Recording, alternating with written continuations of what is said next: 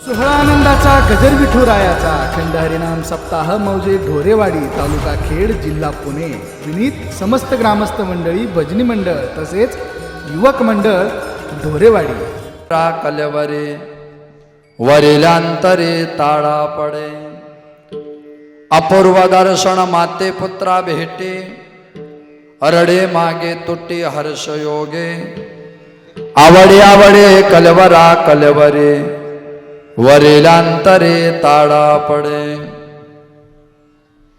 तुका म्हणे एके कडते दुसरे तुका म्हणे एके कडते दुसरे बरे आने बरे आहाच आहा आवडे आवडे कलवरा कलवरे वरिलांतरे ताळा पडे यंत प्रवेश मम वाच मिमां प्रसुप्तां संजीवयत्यखिल शक्तिधर स्वधाम्ना अन्नांश्चास्त चरण श्रवणत्वगादीन् प्राणान् नमो भगवते पुरुषाय तुभ्यं पांडुरंगा करू प्रथम नमन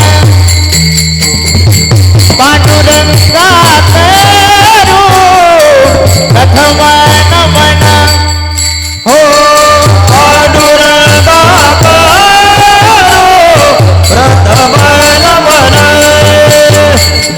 पांडुरंगा प्रथम नमन दुसरे चरण सताचिया दुसरे चरण सताचिया दुसरे चरण सताचिया दुसरे चरण सताचिया दुसरे चरण सताचिया दुसरे चरण सताचिया दुसरे चरण सताचिया दुसरे चरण सताचिया गीताच्या कृपादाने घेता विस्तारू बाबाजी सद्गुरु दास तुका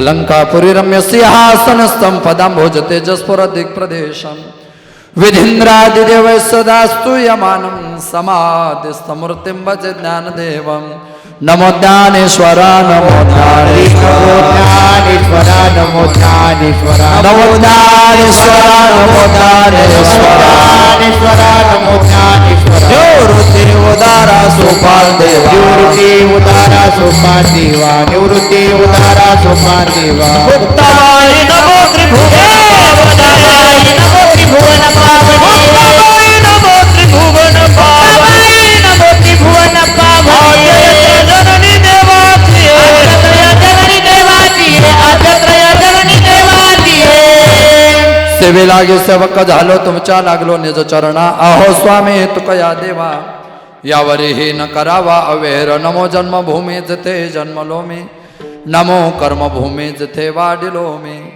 नमो अलंकापुर भूमी जते ज्ञान पावी तो झालो आम्ही नमो भारत राष्ट्रभूमी जिच्या पडू यथोन पुढे कामे विठाल विठाल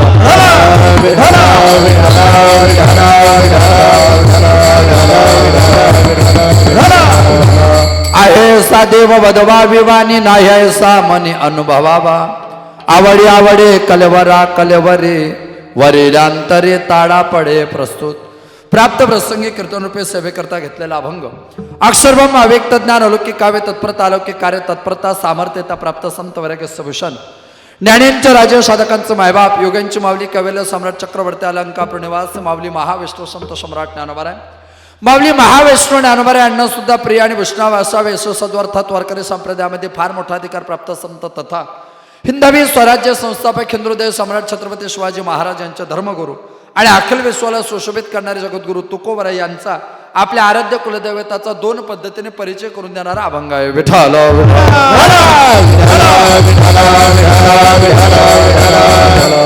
अभंग पंचमी धर्मात कोपणेश्वरकार वाऱ्यागराज रसिकत्व प्राप्त जगद्गुरु तुकोबार यांचा असून अभंगातील प्रास्ताविकता प्रतिपादित करण्या अगोदर परिहार देणे इष्ट निवारे तथा ते गरजेचं सुद्धा आहे. किम निमित्ताने तुम्ही आपण सर्वजण आज त्या पवित्र पावन धर्ममंडपामध्ये विराजित आहात. रसिकता, भाऊकता, चतुरता, सजगता, श्रोत्याच्या भक्तिशास्त्राच्या श्रवण मात्राच्या चत्वार्यांत कारणाने कार्य परंपरा सर्वांना नातव्यस्थलच आहेच. वक्त्याचं प्रधान कर्तव्य नाताने थोरामठांच्या पदस्पर्शाने पुनीत पावित वसलेल्या असलेल्या आपल्या पवित्र पावन नगरीमध्ये भगवंताच्या असीम कृपेने साधुसंतांच्या कृपाशीर्वादाने समस्त पंचक्रोशीच्या ग्रामस्थांच्या मानवी सामंजस्याने आपण सर्वजण मानवी जीवन जगत आहात. ते मानवी जीवन जगत असताना आपल्या गावातील परिसरातील सण उत्सव परंपरा विधी संस्कार सोडे एकमेकाच्या सुखदुःखात सहभागी होण्याची नैतिकता, त्याच नैतिकतेचं पैकत्व गावामध्ये चालत असलेल्या अखंड संकीर्तन सप्ताह मोठ्या उत्साहपूर्ण वातावरणामध्ये आपण सगळेजण संपन्न करवित आहात. तदानुषंगाने आपण समस्त ग्रामस्थांच्या समन्वयातून समर्पणातून पारमार्थिक क्षेत्रामध्ये मला पूर्वपरिचित माझे परमश्रेय परमित्र आदरणीय श्री भक्तीपरम पुरुषोत्तम महाराज पाटील ह्यांच्या माध्यमातून तुम्हा सर्वांच्या दर्शनाचा यदक्षणाचा आत्ताचा हा स्वर्णयोग. विठ्ठल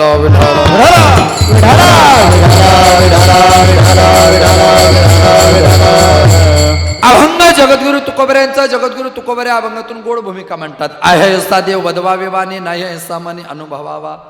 पूर्वार्धामध्ये जगद्गुरु तुकोबरे अभंगाच्या पहिल्या चरणाच्या पूर्वार्धामध्ये सांगतात की देव आहे आणि उत्तरार्धामध्ये सांगतात नाही. पूर्वार्धाने उत्तरार्धाचा समन्वय साधताना अभंगाच्या पहिल्या चरणाची परिभाषा असे. पूर्वार्धात जगद्गुरु तुकोबऱ्यांचा विषय आहे देव, उत्तरार्धात जगद्गुरु तुकोबऱ्यांचा विषय आहे देव. पूर्वार्धामध्ये देव पटवण्याकरता जगद्गुरु तुकोबऱ्यांनी एका इंद्रियाचा वापर केला, उत्तरार्धामध्ये देव पटवण्याकरता तुकोबऱ्यांनी दुसऱ्या इंद्रियाचा वापर केला. पूर्वार्धात जे वापरलं ते सूक्ष्म इंद्रिय. पूर्वार्धामध्ये ज्या इंद्रियाचा वापर आहे त्याचं नाव आहे वाणी आणि उत्तरार्धात ज्या इंद्रियाचा वापर आहे त्याचं नाव आहे मनी. पूर्वार्धामध्ये कर्मधारे नावाचा समास वापरला ऐसा नावाच्या पदातून आणि उत्तरार्धात तो समास वापरला ऐसा नावाच्या पदातून. पूर्वार्धामध्ये जगद्गुरु तुकोबऱ्यांनी एक क्रियापद वापरलं त्याचं नाव आहे वदवावा किंवा वदवावी आणि उत्तरार्धात एक क्रियापद आहे त्याचं नाव आहे अनुभवावा. पूर्वार्धामध्ये एक क्रियापद आहे ते सकारात्मक आहे, उत्तरार्धात एक क्रियापद आहे ते नकारात्मक आहे. पूर्वार्धात जे क्रियापद आहे ते विधिमुखाचं आहे, उत्तरार्धात जे क्रियापद आहे ते निषिद्ध मुखाचं आहे. पूर्वार्धात जे क्रियापद आहे ते क्रियापद पॉझिटिव्ह थिंकिंग उभं करतं, उत्तरार्धाचे ते निगेटिव्ह उभं करतं. पूर्वार्धाचे क्रियापद आहे त्या क्रियापदाचं नाव आहे आणि उत्तरार्धाचे क्रियापद आहे त्याचं नाव आहे नाही. सरळ अन्वयाच्या भाषेत बोलायचं म्हटलं तर तुकाराम महाराजांनी अभंगाच्या पहिल्या चरणात असं सांगायचं आहे. ऐसा देव आहे वाणी वदवावे, ऐसा देव नाही मनी अनुभवावा. म्हणजे काय?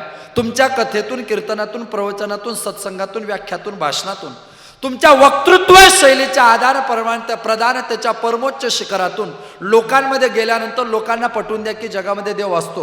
लोकांमध्ये गेल्यानंतर लोकांना पटवून द्या की जगामध्ये देव असतो.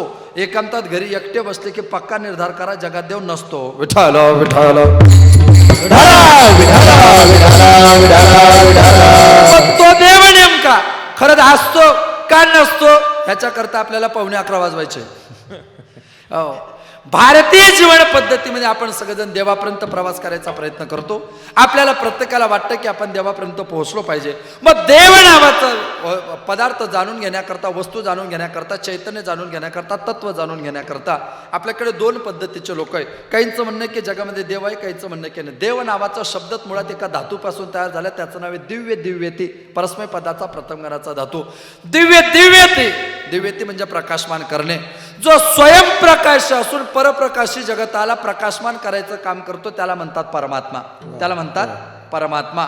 दिव्य सूर्य सहस्रस्य भवेत द्युक पदुत्थिता. गीता असं सांगते एकाच वेळी 1000 सूर्य उगवल्यानंतर जे तेज पडताना ते तेज ज्याचं आहे ना त्याचं नाव देव आहे. आणि देवाचंच म्हणणं आहे ना की सगळं तेज माझं आहे. यदादित्यगतम तेजो जगद्भासय ते खिलम यच्चंद्रमसि यच्चाग्नो तत्तेजो विद्धि मामकाम यदादित्यम तेजो माम एकम यदा चंद्रम तेजो माम एकम यदा अग्निम तेजो माम एकम अखिलम जगतम भासयते तेजम तत्तेजम माम एको. जे अग्नीचं तेज आहे ते तेज माझं आहे, जे सूर्याचं तेज आहे ते तेज माझं आहे, जे चंद्राचं आहे ते माझ्या. अखिलम जगतम सगळ्या जगामध्ये जिथे जिथे प्रकाश दिसतो ना ते सगळं तेच माझ्या एकट्याचं आहे. विठ्ठल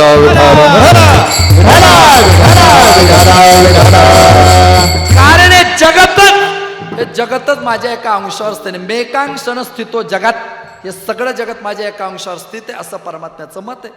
काही लोक म्हणतात जगात देव आहे, काही लोक म्हणतात जगात देव नाही. बरं नाही म्हणतात त्याला पर्याय नाही. परमश्रद्धे डोंगरेजी महाराजांचं एक वाक्य आहे. महाराज म्हणायचे, दुनिया में तुम भगवान को मानो या ना मानो लेकिन दुनिया का मालिक तुझे मानता है. जी हाँ, दुनिया में तुम भगवान को मानो या ना मानो लेकिन दुनिया का मालिक तुझे मानता है, क्योंकि भगवान जानता है ये बिलिंदर महीने ही बनाए हुए दुनिया में रहता है. तुम्ही देवाला माना अगर नका मानू, पण देव तुम्हाला मानतो.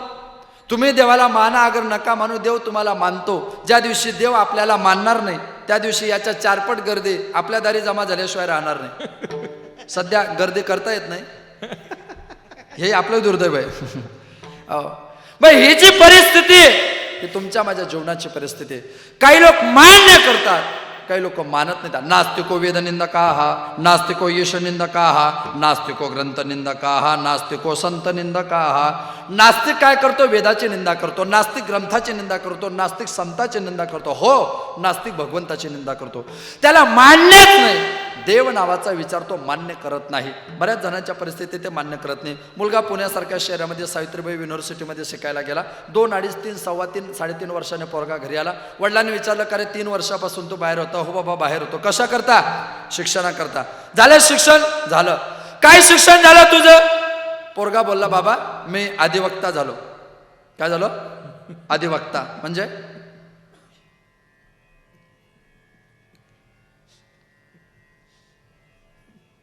मी अधिवक्ता झालो म्हणजे मी उद्या येऊ का?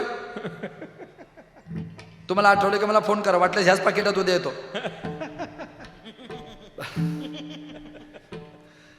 बाबा मी अधिवक्ता झालो म्हणजे तुम्ही सगळे सीबीएसई पॅटर्नला होते का? मी पुणे जिल्ह्यात आहे असं म्हणतात. पुणे हे विद्येचं, पण त्यांची विद्या सासरी किंवा नांदायला गेली त्यांच्या ध्यानात आलं नाही.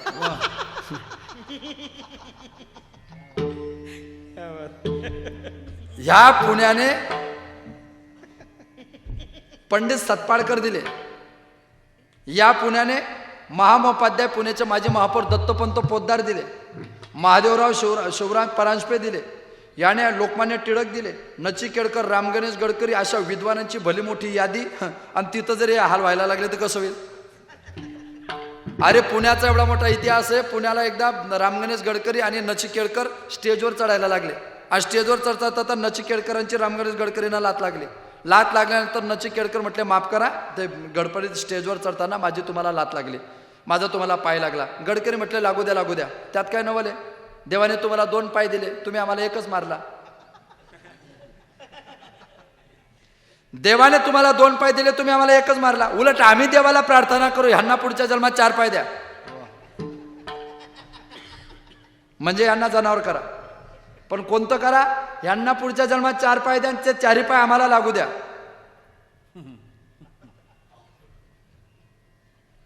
आता 4 पाय मारणारं जनावर कोण आहे? गाढव. म्हणजे ह्यांना पुढच्या जन्मात हे गांभीर्य ज्याचं आहे ना त्याला पुण्य म्हणतात. हे गांभीर्य ज्याचं आहे ना त्याला पुण्य म्हणतात. अर्थात तुम्हाला गांभीर्य नाही,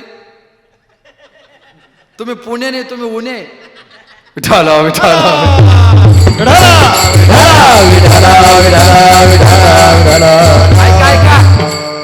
ओ बाबा मी अधिवक्ता झालो. नसेल आज जमत ना तर उद्या जयवंत महाराजांनी विचारला की तुम्ही कोण आहात? विचारा ना उद्या जयवंत महाराजांना, तुम्ही कोण आहात? ते सांगतील मी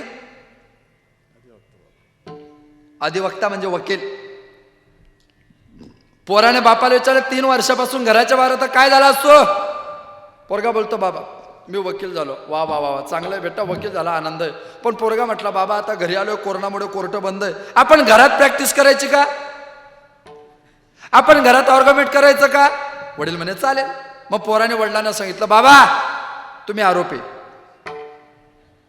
कोणाला? वडिलांना. वडील म्हटलं, बेटा हे तुला सांगायची गरज नाही, ज्या दिवसापासून माझं लग्न झाले त्या दिवसापासून या घरात मी आरोपीच आहे. तुला काय सांगायचं? थोडा वाढवतो मॉनिटर, बेस पण कमी करा, मॉनिटर वाढवा. हे तुला सांगायची गरज नाही, ज्या दिवसापासून माझं लग्न झाले ना त्या दिवसापासून मी आरोपी. तो बोलतो, माझी आई जज. वडील म्हटलं, तू बरोबर जज केलं.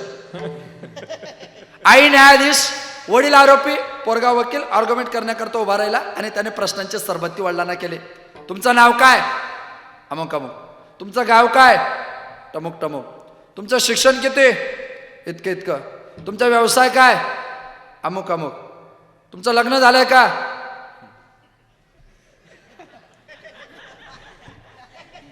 कोणाला? वडील म्हटले हा पश्चाताप त्याच्याशिवाय का? जितकं विचारलं तितकं सांगायचं. कायदे में रहोगे तो फायदे में रहोगे. बाकीचं नाही बोलायचं. तुमचं लग्न झालंय का? वडील म्हटलं मूर्खा, अरे मीच तुझा बाप आहे. पोरगा म्हटलं असं नसतं. IPC CPC CRPC Indian Pinal code criminal Pinal. I want logical approach quotation. मला पुरावा पाहिजे. तुम्ही पटकन जर उत्तर द्यायचं बरं, मला कसं तरी होतं इकडं. मला पुरावा पाहिजे. वडील म्हटलं बेटा असे पुरावे नसतात. कसे? तुम्ही हसलात तसे.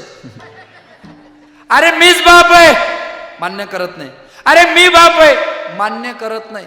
शेवटी वडिलांनी हात जोडले. मला बाप मानू नको, मला बाप मानू नको, पण दुसऱ्याला म्हणू नको.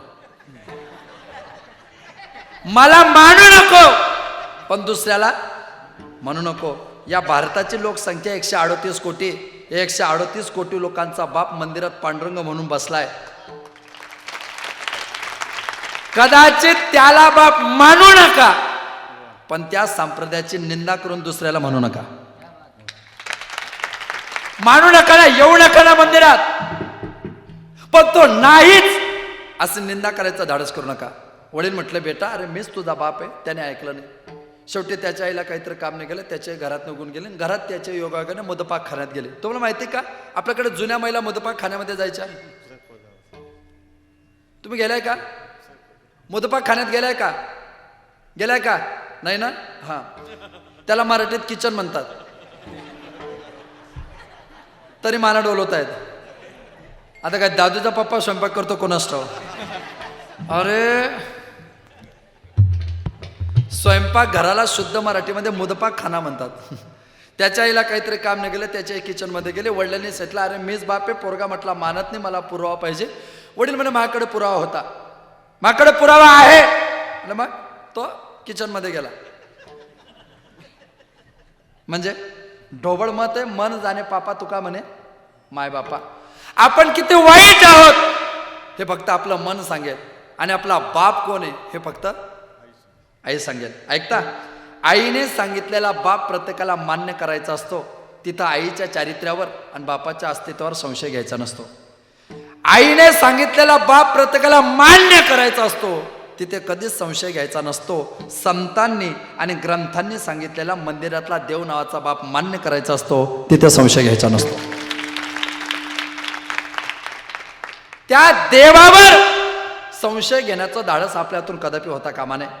तरी मान्य करत नाही त्याला आपण काय करणार? बरं लोक देव मानत नाही अशातला भाग नाही ना.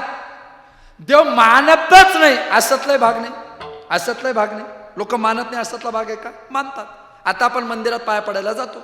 बरं मंदिरात पाया पडायला जाताना आपण काळजी घेतो. आपल्या तोंडात जर सिगारेट असेल तर आपण पटकन फेकून देतो, कारण आपल्याला माहिती तोंडात येते चुकीचं, मध्ये येतो देव आहे. आपल्या तोंडात जर तंबाखू असते तर आपण पटकन तंबाखू फेकून देतो आणि मंदिरात देवाच्या पाया पडायला जातो. अर्थात तंबाखू तोंडात असताना जे देवाच्या पाया पडायला जातात त्यांचे वेगळे संबंध असतात देवाशी.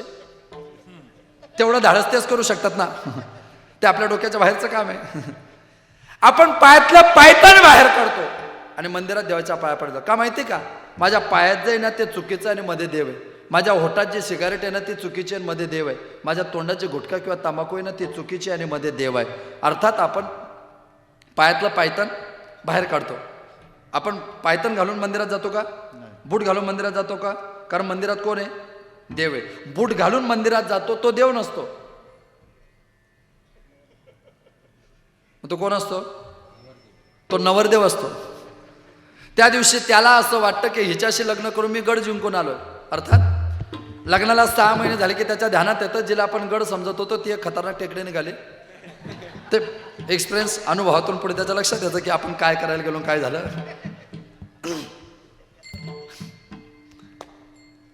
मंदिरामध्ये आपण सिगारेट पित जात नाही. गुटखा खात जात नाही, पायातलं पायतन घालून जात नाही. पण मंदिरातून बाहेर आल्यावर आपण पुन्हा तीच गुटखा खातो, आपण पुन्हा तीच सिगारेट पितो. याचा अर्थ आपण वारकरी असून सुद्धा देवाला फक्त त्या 4 भिंतीमध्ये मानतो. देवाला आपण फक्त त्या 4 भिंतीमध्ये बांधतो. त्या 4 भिंतीच्या बाहेर जर देव मान्य आहे असा जर आपला विश्वास असताना तर सार्वजनिक ठिकाणी गुटखा खाऊन थुंकण्याचं पाप आपल्या हातून झालं नसतं. देवाला सर्वत्र मानणं वेगळं आणि सर्वत्र असणाऱ्या देवाची शुद्धी निर्माण करण्याचा अंतःकरणाचा भाव वेगळा. महाराजांची भाषा आहे ना. सर्वा घटी राम भाव शोध सर्व शोध सर्वागती राम भाव शोध सर्वागती राम भाव शोध जप तप कर्म क्रियाने धर्म जप तप कर्म क्रियाने धर्म जप तप कर्म क्रियाने धर्म जप तप कर्म क्रियाने धर्म हे सर्व घटी राम भाव शुद्ध सर्व घटी राम भाव शुद्ध सर्व घटी राम भाव शुद्ध सर्व घटी राम भाव शुद्ध. ऐका, सर्व घटी राम भाव शुद्ध, तो सगळीकडे अस्तित्व आहे असा भाव जर अंतःकरणामध्ये नसेल तर आपण त्याचं अस्तित्व मान्य करू शकत नाही. मग ते आहे आणि नाही. पण नाही म्हणणाऱ्याला पर्याय मी आधी सांगितलं. महाराष्ट्रात एक नास्तिक माणूस आहे, त्या माणसाने आयुष्यात कधी देव मानलाच नाही, कधीच नाही. ते जर चुकून मंदिरात गेले ना, मंदिरात जर चुकून गेले आणि मंदिरात जर ते गेले, लोक म्हणायचे का तुम्ही तर देव मानत नाही, मंदिरात का आले? त्यांचं ठरलेलं उत्तर, मी देव मानत नाही, मूर्ती तयार करणाऱ्याने मूर्तीला किती चांगला आकार दिला तो आकार पाहण्याकरता आलो. एवढा कोटीचा नास्तिक, त्याचं नाव गडकरी. महाराष्ट्रातला सगळ्यात नास्तिक माणूस गडकरी. देवच मान्य नाही त्यांना. अडचण फक्त एकच आहे, मला जे गडकरी सांगायचे ते तुम्ही समजताय ते नाही. तुम्ही नागपूर गेले, मी पुण्यातच आहे. राम गणेश गडकरी मानतच नव्हतं, मान्यच नव्हतं. एकदा ते सकाळी मॉर्निंग वॉकला निघाले. एक माणसाचा एक नॅचरली नैसर्गिक स्वभाव असतो, तुमचा माझा प्रत्येकाचा. मंदिर दिसलं की माणसं वागतात. आता ते ज्याची त्याची पाया पडायची पद्धत स्वतंत्र आहे. अभिवादनशीलस्य नित्यम वृद्धोपसे विनाहा चत्वारी तस्य वर्धन्ते आयुर्विद्या यश शोभनम. आयुष्य, विद्या, यश आणि ताकद वाढवायची असेल तर तो पाया पडला पाहिजे. बरं, देवाच्या पाया पडायची पद्धत वेगळे. काही काही लोक चालू मोटरसायकलवर, काही लोकांच्या पाया पडायच्या. त्या कॉलेजला जाणारे मुलं, कॉलेजला जाणाऱ्या मुली, त्यांची टेंडन्सी स्वतंत्र आहे. अजून कॉलेजला जाणाऱ्यांच्या मंदिरात देवा पाडायच्या पाया पाय तुम्ही. मंदिर दिसलं की देवाला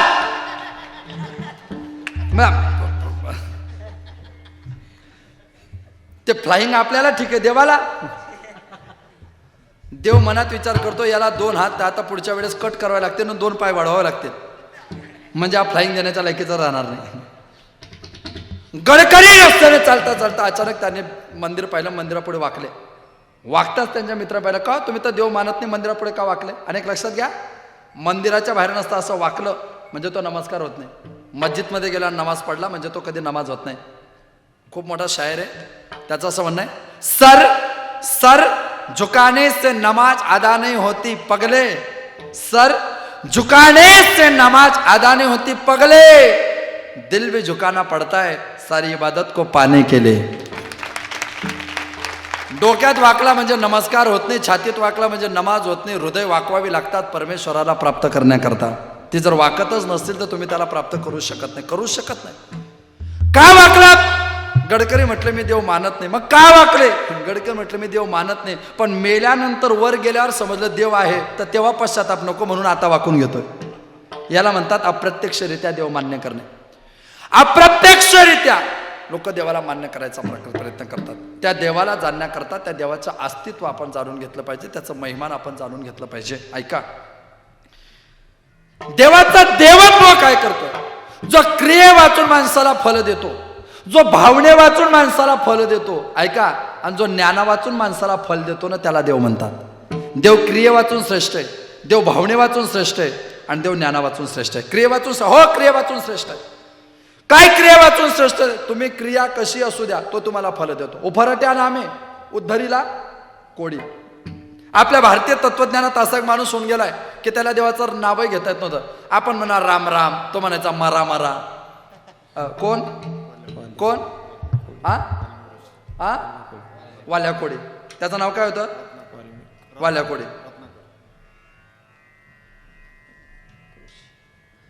काय होतं त्याचं नाव?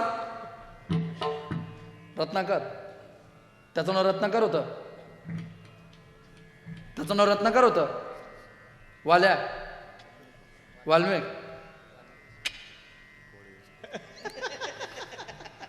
त्याचं जन्मनाव रत्नाकर होतं. शाळेत त्याला वाल्मिक म्हणत आणि पोरं त्याला वाल्या म्हणत. अरे त्याचं नाव रत्नाकर, मग त्याचं नाव रत्नाकर, मग त्याला वाल्मिक का म्हणतात? त्याला लोक वाल्मिक का म्हणतात? वाल्मिक हा संस्कृत शब्द आहे. वाल्मिकचा मराठीत अर्थ आहे कोडी. कोडी समाजाला संस्कृतमध्ये वाल्मिक म्हणतात. आपल्याकडे असे अनेक आडनाव आहे बरं, शेवटपर्यंत अंदाज लागत नाही. ज्या लोकांचं आडनाव पवार आहे, ज्यांचं आडनाव चव्हाण आहे, ज्यांचं आडनाव मोरे, ज्यांचं आडनाव सूर्यवंशी, ज्यांचं आडनाव जाधव आहे, याने असं छातीवर हात ठेवून सांगा बरं, आमचं आडनाव हेच आहे. ज्यांचं आडनाव चव्हाण आहे ते मूळचे चालुक्य, चालुक्यचे झाले चव्हाण, मौर्यचे झाले मोरे, परमारचे झाले पवार, निमराजचे झाले निंबाळकर, सिसोदियाचे झाले सूर्यवंशी. असे अनेक आडनावांचे माझ्याकडे माहिती आहे, पण ते एका कीर्तनात एका पाकिटात मी एवढं ज्ञान देत नाही. ज्यांना माहिती पाहिजे असेल त्यांनी फोन पे करा, उर्वरित माहिती आपल्याला उद्या दिल्या जाईल. धंदे केलाय.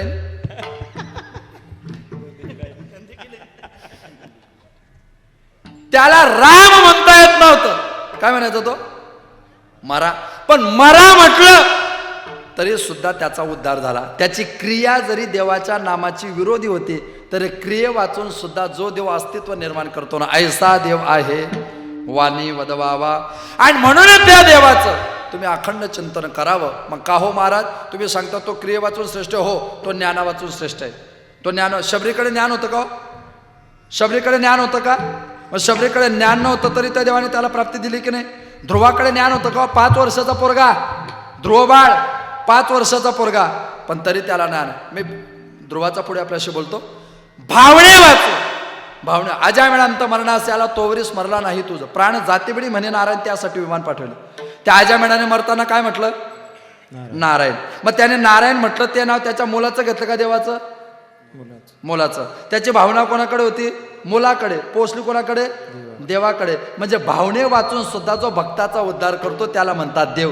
क्रिये वाचून उद्धार करतो ऐसा देव आहे. भावने वाचून उद्धार करतो ऐसा देव आहे. ज्ञाना वाचून उद्धार करतो ऐसा देव आहे. मग ऐसा जो देव आहे तो देव आपण वाणी वदवावा.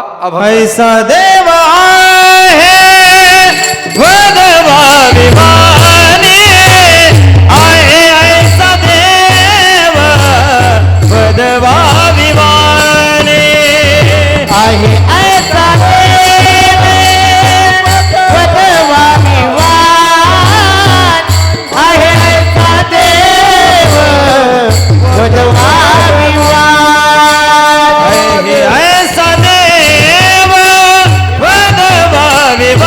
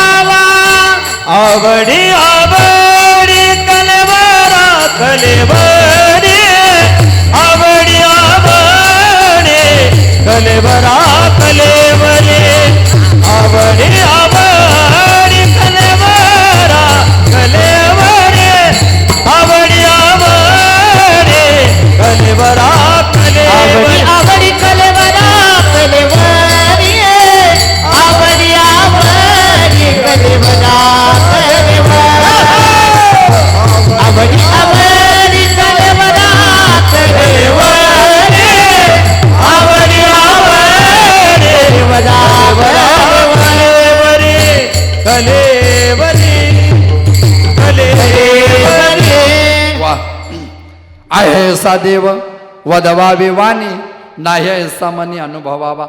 आहेच तो देव. तो क्रिये वाचून श्रेष्ठ आहे, तो भावने वाचून श्रेष्ठ, तो ज्ञाना वाचून श्रेष्ठ आहे.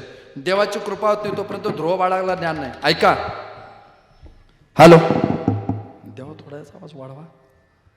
त्या ध्रुवाचं वैशिष्ट्य काय माहितीये का?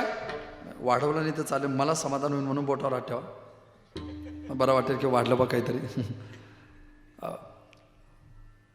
त्या ध्रुवाला वयाच्या 5व्या वर्षी आणि 5व्या महिन्यामध्ये देवाचा साक्षात्कार झाला. बरोबर आहे? 5 वर्षाचा पोरगा आणि 5व्या महिन्यात देवाचा साक्षात्कार झाला. देवाच्या विरोधात 88,000 ऋषी गेले. किती? 88,000 ऋषी देवाच्या विरोधात गेले की बंद, कीर्तन बंद, हरिपाठ बंद, प्रवचन बंद, भागवत बंद, सगळं बंद. ज्यांच्या दाढ्या जमिनीला टेकलाय, ज्यांच्या जटा जमिनीला टेकलाय, ज्यांच्या नखांनी वडण घेतलंय, ज्यांच्या चेहऱ्यावर सुरकुत्या पडल्या, असे हजारो वर्ष तपश्चर्या करणारे 88,000 ऋषी देवाच्या विरोधात गेले. देवाला एकदम टेन्शन आलं की जिल्हा परिषद 3 महिन्यावर आले आणि गावाच्या गाव फुटतायत. आता हे ज्या देवाला उभं राहायचं त्यालाच माहिती असेल किती टेन्शन राहतं. हे बाकीच्या देवांच्या ध्यानात येणार नाही. माझा अनुभव आहे अंगे. हो, देवाला टेन्शन. 88,000 ऋषी देवाच्या विरोधात. देव म्हटलं का रे काय झालं? तुम्ही का का का का चिंतन नाही करत? ते म्हटले देवा, अरे आमच्या दाढ्या जमिनीला टेकल्या, जटा जमिनीला टेकल्या, तरी योग्यांच्या ध्यानी ध्याता नातुडशी आमच्या स्वप्नात येत नाही. आणि ते 5 वर्षाचं पोरग, त्याला 5व्या महिन्यामध्ये तू तुझा साक्षात्कार दिला म्हणजे मग आम्ही काय धोत्रा दिन करून फिरतो का? आम्हाला समजत नाही का? आम्हाला आकलन नाही का? देवा काय हेतून पुढे तुझं नेतृत्व आम्हाला मान्य नाही. आणि तुझं वर्णन केल्याने तू तसाच नाही गेला. पुण्यवंत पाताळ डोके नेला, दारिद्र्य तो भाग्यवंत केला, चोरट्याचा बहुमान वाढविला, कीर्तिवानाचा अपमान केला. धुंद झाला तुझा दरबार, धुंद झाला तुझा दरबार, धुंद झाला तुझा दरबार, धुंद झाला तुझा दरबार, धुंद झाला तुझा दरबार, धुंद झाला तुझा दरबार, धुंद झाला तुझा दरबार, धुंद झाला तुझा दरबार. पुण्यवंत पाताळ गेला, भाग्यवंत केला, तो भाग्यवंत केला, चोरट्याचा बहुमान वाढविला, चोरट्याचा बहुमान वाढविला, कीर्तिवानाचा अपमान केला रे, कीर्तिवानाचा अपमान केला. धुंद झाला तुझा दरबार, धुंद झाला तुझा दरबार, धुंद झाला तुझा दरबार, धुंद झाला तुझा दरबार, धुंद झाला तुझा दरबार, धुंद झाला तुझा दरबार, दरबार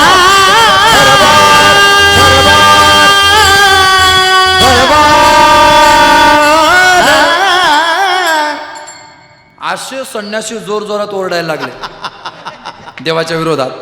बंद. त्या साधू लोकांनी सगळं हेतून पुढे, आम्हाला देवाचं नेतृत्व मान्य नाही म्हणे. मग आता इथून पुढे आमचा नेता संन्यासी बाबा. अरे बापरे. मग काय कार्यकर्ते प्रत्येकाच्या मागे राहतात. संन्यासी असला म्हणून काय त्याच्या मागे कार्यकर्ते नाही का? लगेच बाकीचे संन्यासी येऊन येऊन येणार कोण? संन्यासी बाबा शिवाय आहेच कोण? लगेच दुसरा संन्यासी, संन्यासी बाबा तुम आगे बढ़ो. लगेच तिसरा संन्यासी, संन्यासी बाबा अंगार है. बाकी सब भंगार है. देव म्हणे बाप रे, एवढे संन्यासी विरोधात. देव म्हणे तुम्ही किती काही करा, मी त्या संन्यासाला दिल्लीपर्यंत पोहोचू देणार नाही. संन्यासी म्हणे तू पप्पूला घेऊन जा,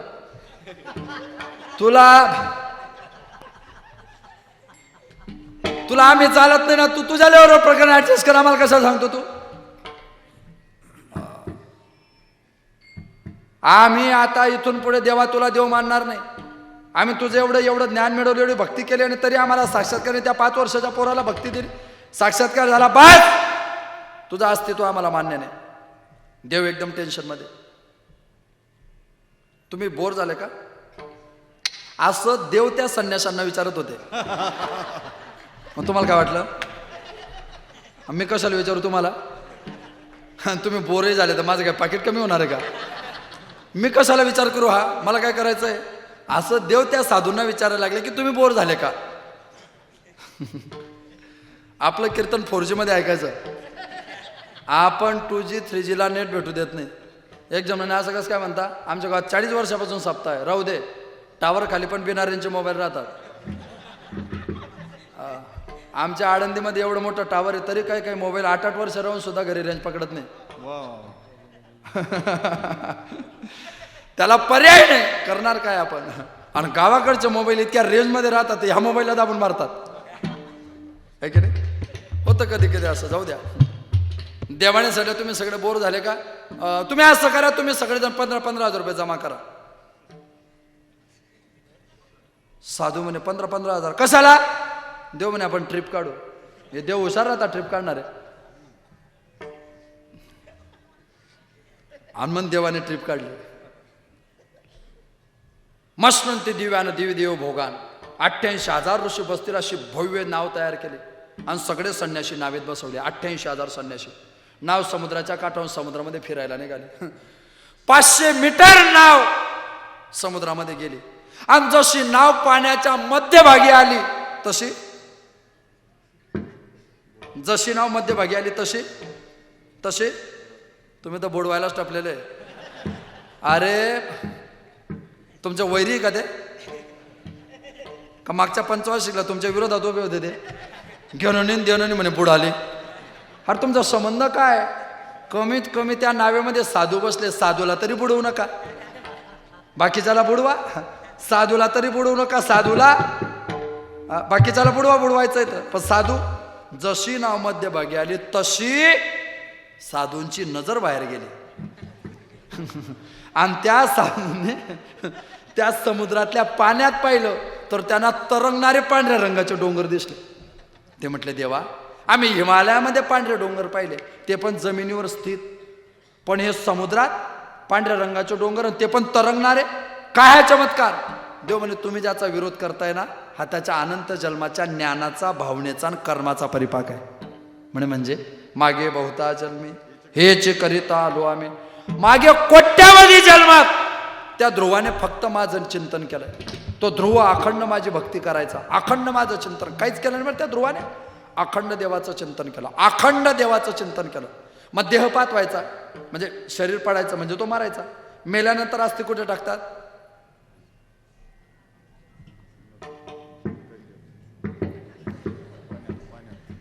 मेल्यानंतर अस्थि कुठे टाकतात? नदीत. बरं, नदीतलं सर्व पाणी कुठे जातं?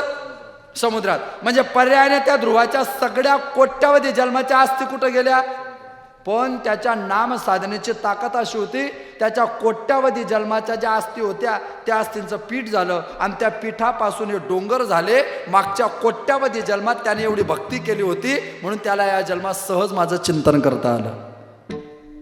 जर वाणीमध्ये त्याला चिंतन करायचं असेल ना, तू कबरे म्हटलं आम्ही तरी तेच करतो ना, अखंड खंडे ना जीवन रामकृष्ण सदा नाम घोष तेने सदा चित्ता, सदा नाम घोष सदा समाधान, कदे कदे नाम घोष कदे कदे समाधान. ये यथा माम प्रपद्यन्ते तांस्ततैव भजाम्यहम. तुम्ही माझ्यासाठी जसे मी तुमच्यासाठी तसा, टिट फॉर टॅट, देश माय रोल, कॅपिटल रोल. म्हणून अखंड देवाचं चिंतन करा. जर देवाचं चिंतन केलं तर काळाची टापणी तुमच्या जोड येऊन जाईल. महाराजांची भाषा आहे. सुखे सेव ब्रह्मानंदा गावो सेव ब्रह्मानंदा गावो राम नाम सदा. हे भगवादा काळदूत यमाची, हे भगवादा काळदूत यमाचे, हे भगवादा काळदूत यमानो, हे भगवादा काळदूत यमाचे. करू वासुदेव स्मरण, करू वासुदेव स्मरण, करू वासुदेव स्मरण, तेने तुटे रे बंधन. करू वासुदेव स्मरण, तेरे मोरे बंधन. वासुदेव जगताचे,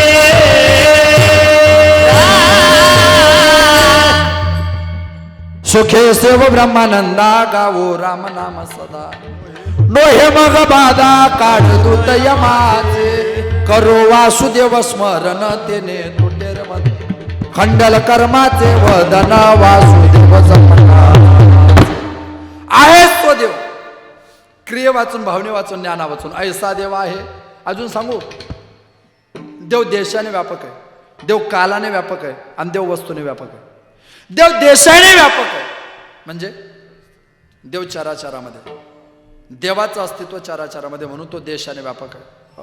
ईश्वर सर्वभूतानां सर्वस्य चाहम अहमात्मा गुडाकेश सर्वभूताशे स्थितः सर्वा घटी राम का पगडारू देखे अनेरा देखे तो सब विठ्ठल जळी स्थळी भरला रीता ठाव नाही उरला.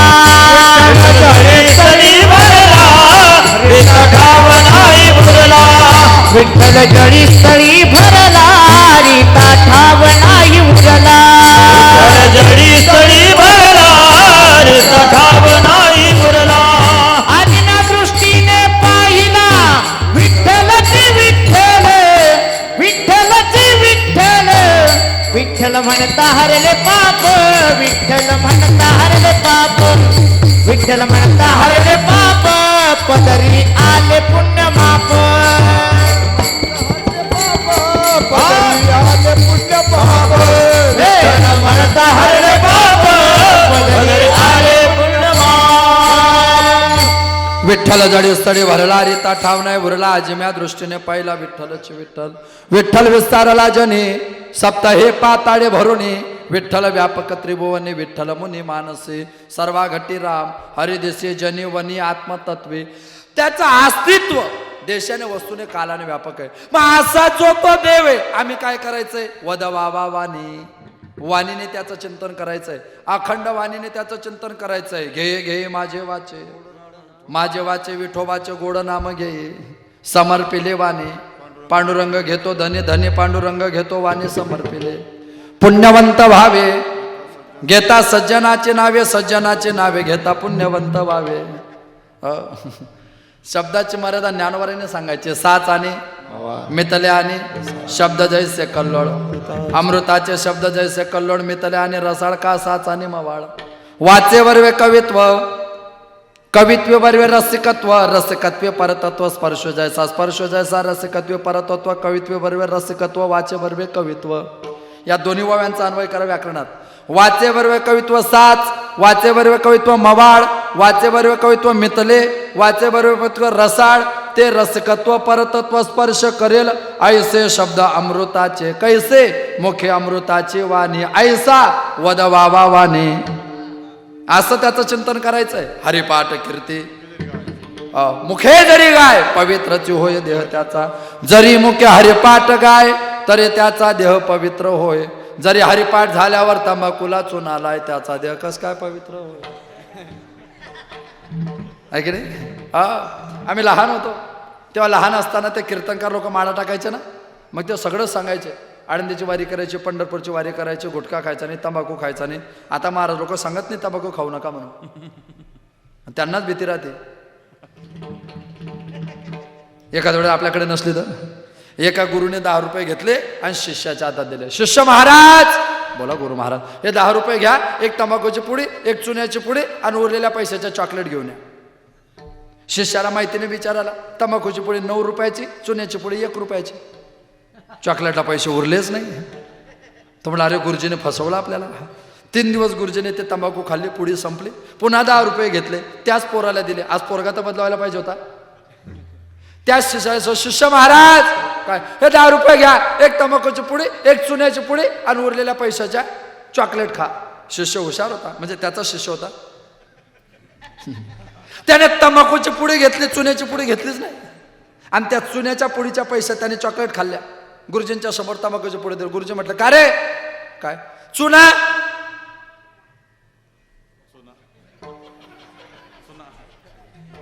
का रे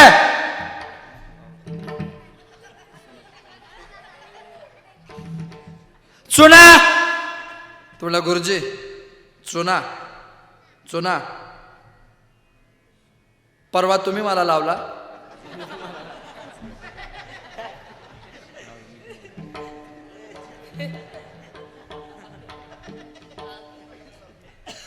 परवा तुम्ही मला लावला,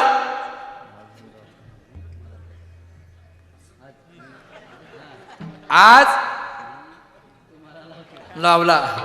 मी तुम्हाला चुना लावतोय तरी तुम्हाला लागत नाही. काय करू मला तेच कळत नाही. महाराज, एक भागवतकार महाराज असे विद्वान, काय कॅपॅसिटी होती त्या भागवतकारांची. कथा सुरू झाल्यावर तंबाखू खायचे आणि आरती झाल्यावर फेकायचे. हे आपल्याला बोलणं सोपं आहे. जावे त्याच्या वंशा, हे त्या खाणाऱ्याला माहिती आहे. असं म्हणतात ते तंबाखू खाताना तोंडाला पाणी जास्त येतं, थुंकी जास्त येते. ते महाराज कथा करायला लागले. समोर बसलेल्या लोकांच्या अंगावर थुंकी उडायची. एक आजोबा म्हटले, अहो ते थुंकी आमच्या अंगावर उडते, हे काही बरोबर नाही. ते म्हटले, तुम्हाला माहिती आहे का, अरे मी जेव्हा भागवत करतो तेव्हा माझ्या तोंडातून गंगा वाहते. आता काय बोलतील ते बोलतील काय. मागे पोरगा बसलेला होता, MPhil झालं होतं, PhD ला त्याचं ॲडमिशन होतं मराठीत. मृदुंग वादक लोक ज्या पद्धतीने पांढरी पावडर वापरतात ना, तशी तो पांढरी पावडर घेऊन आला. ग्रंथाचं दर्शन घेतलं, महाराजांचं दर्शन घेतलं, प्रदक्षिणा केलं, ते प्रदक्षिणा केली आणि महाराजांच्या जवळ ती पांढऱ्या पावडरची पुडी उघडली. महाराजांनी म्हटलं, महाराज हा करा. मग काय, हे पावडर तुमच्या तोंडात टाकायची. महाराज म्हटले, येड्या, पावडर तोंडाला लावतात, तोंडात नाही टाकत. नाही, तोंडात टाकायचे. का म्हणजे 22 वर्षापूर्वी माझे आजोबा वारले, म्हणून मी काय करू. नाही, 22 वर्षापूर्वी माझे आजोबा वारले आणि मरताना त्यांची अपेक्षा होती की माझ्या अस्थी गंगेत टाकायच्या.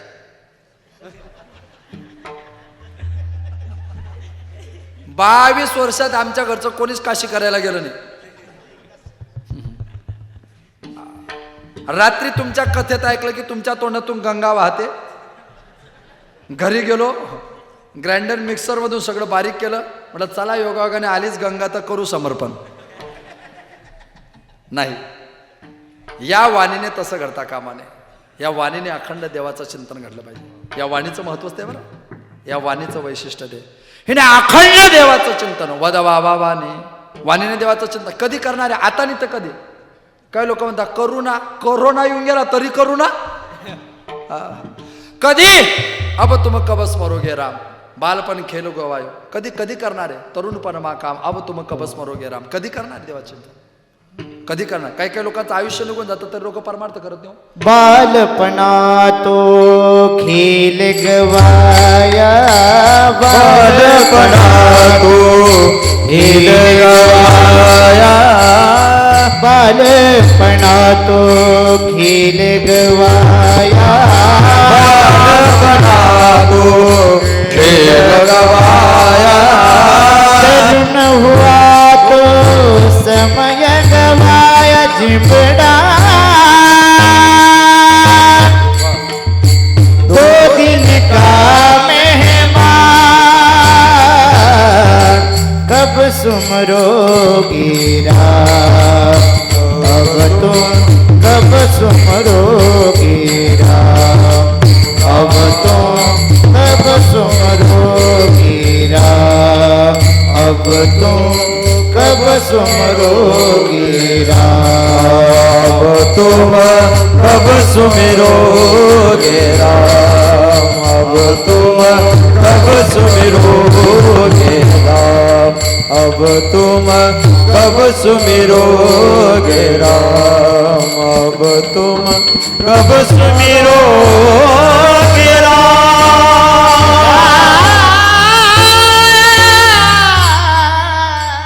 दहीनोस्मिन यथा दे कौमार यवनम जरा तथा देहांतर प्राप्ती धीरस्तत्र न मुह्यते. कौमार यवनम जर्जरा. काय, बालपण गेले नेनता, तरुणपणी विषयवेता, वृद्धपणी प्रवर्तली चिंता, मर्य मागोता जन्म घरी. ऐका, चली जा रही है उम्र धीरे धीरे, बालपन बेबेता जवानी बेबेते, बुढ़ापा भी आ रहा है धीरे धीरे, चली जा रही है उम्र धीरे धीरे. मग करायचं ना. काही लोकांचं आयुष्य निघून जातं तरी लोक चिंतन करतात. आता तुम्ही महिला घरात राहतात, तुमच्यासोबत अजून तुमच्या जोडीला एक विचित्र प्राणी राहतो घरात. राहतो की नाही? राहतो की नाही? कोण कोण? दादूचे पप्पा? नाही नाही नाही नाही, शक्यतो तो प्राणी भिंतीवर असतो. काय पाल? पाल कुठं असते? भिंतीवर. पाल काय खाते? आपला काजू बदाम लाडू, पिस्ता, थंडी असेल तर मेथीचे लाडू. काय खाते पाल? किडा कीटक कृमी, चिलट डास मच्छर झुरड विंचू हेच खाते ना. मग एवढं सगळं खाऊन ती पाल लपते कुठे? फोटोच्या मागे. कशाच्या मागे लपते? काही काही पाली तुकाराम महाराजांच्या फोटो मागे लपतात, काही काही पाली ज्ञानेश्वर महाराजांच्या फोटो मागे लपतात, काही काही पाली पांडुरंगाच्या फोटो मागे लपतात. पण पाली तो फोटो जर बाजूला झाला ना, तू किती विषारी आहे हे लोकांना एका मिनिटात समजणार. जर वारकऱ्यांच्या कीर्तनाचा आधार घेऊन जर आम्ही असं वागत असो तर ज्ञानोबा तुकोबऱ्याचं चिंतन बाजूला झालं की आमच्या अधर्माचा बुरखा उघडा पडल्याशिवाय राहणार.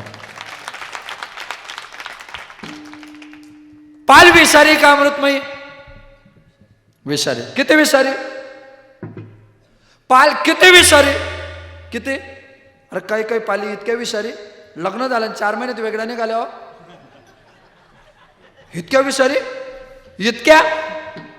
हा, सासूशी नीट बोलायचं नाही, सासऱ्याशी नीट बोलायचं नाही, नवऱ्याशी नीट बोलायचं नाही, पोरांशी नीट बोलायचं नाही, गलीत कोणाशी नीट बोलायचं नाही, वरून शांगणिंग मारायचे. मी ना सप्ताह सुरू झाल्यावर कीर्तन ऐकल्याशिवाय जेवणच करत नाही. तू कीर्तनाला जेवू नको. जर कुटुंब व्यवस्था नसते तर काय उपयोग आहे त्याचा? काय उपयोग आहे? त्या फोटोच्या मागे कबूतर पण घर करतात. कबूतर, काही काही कबूतर 90 वर्षाचे झाले तरी कीर्तनाला नाही गेले.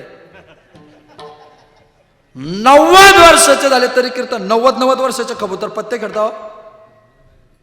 आपण म्हणतो तुम्हाला शोभत नाही पत्ते खेळणं, ते म्हणता बरं महाराज टाइमपास. हा टाइम असा आहे का पास करून न्यावा? हा, हे 90 वर्षाचे झाले तरी पत्ते खेळताय. देवा हे पत्ते कट कर. कसं ठेवायचे असले पत्ते?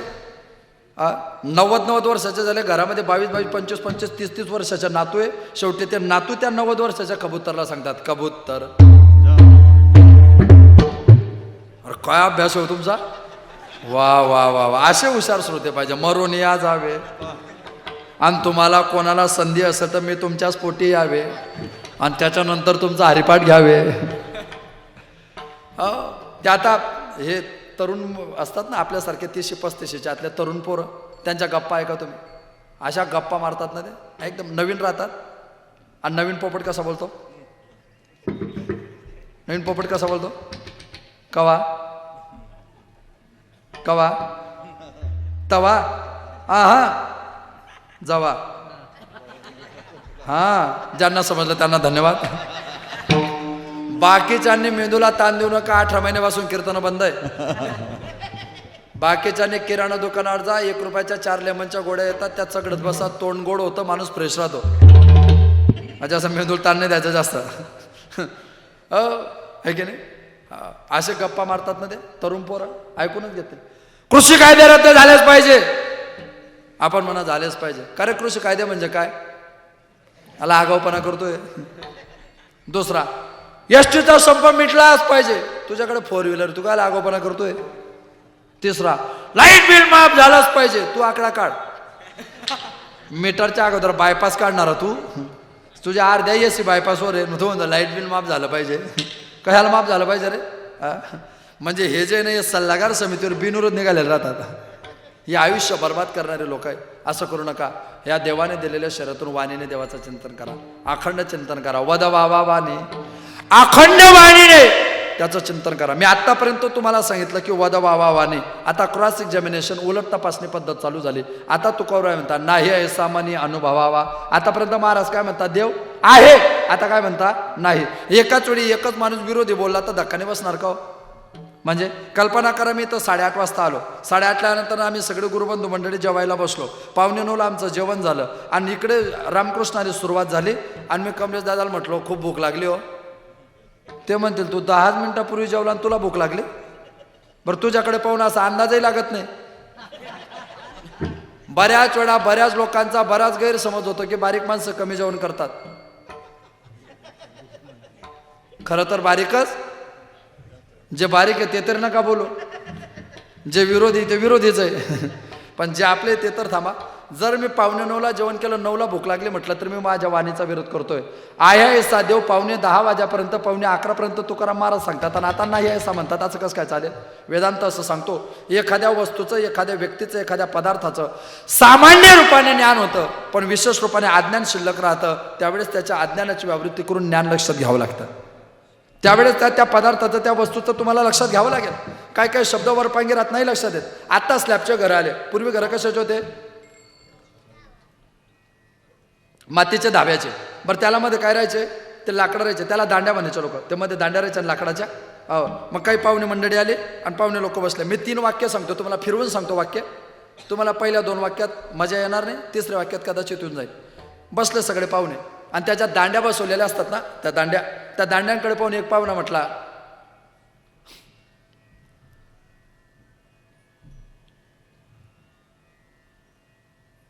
दांड्या तिरप्या बसवल्या सुताराने. पहिलं वाक्य ध्यानात ठेवा, दांड्या तिरप्या बसवल्या सुताराने. दुसरं वाक्य, तिरप्या दांड्या बसवल्या सुताराने. पहिलं वाक्य काय आहे? दांड्या तिरप्या बसवल्या सुताराने. दुसरं वाक्य, तिरप्या दांड्या बसवल्या सुताराने. घर मालक म्हणे हो ना, तिरप्या सुताराने दांड्या बसवल्या.